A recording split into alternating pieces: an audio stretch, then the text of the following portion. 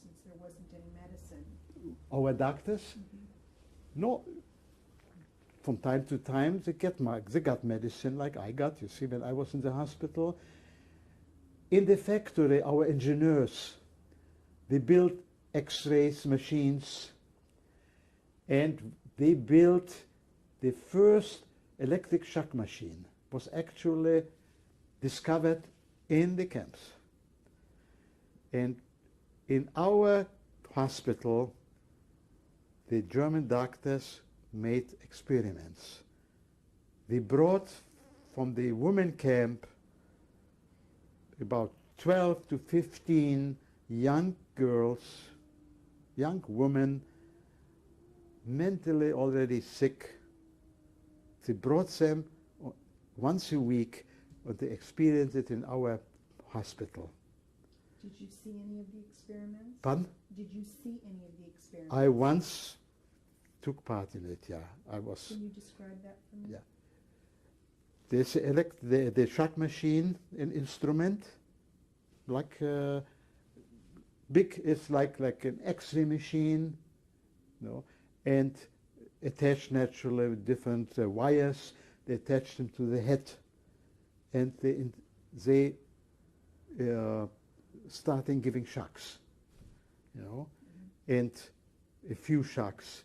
I have to tell you, some died right away, and the other ones were still alive, but I don't know if anyone recuperated.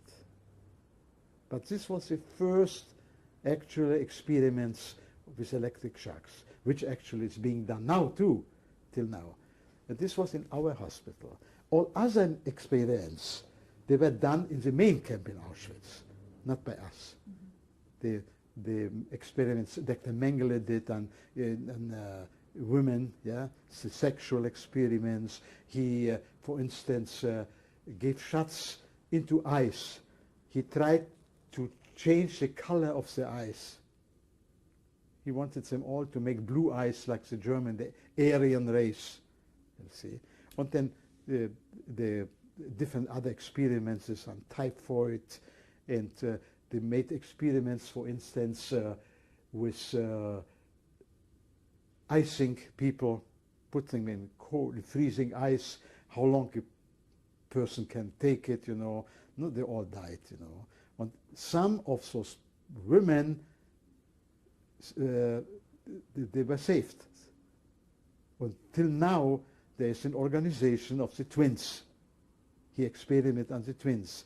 And I'm very active on this organization too, about Mengele. And we had many conferences after the war in the United States and in Israel, and we still are after Mengele. We don't think he's dead. He might have died maybe yesterday or 2 months ago, who knows, maybe last year, but that time, when it came to the point they said he's dead, he was not dead.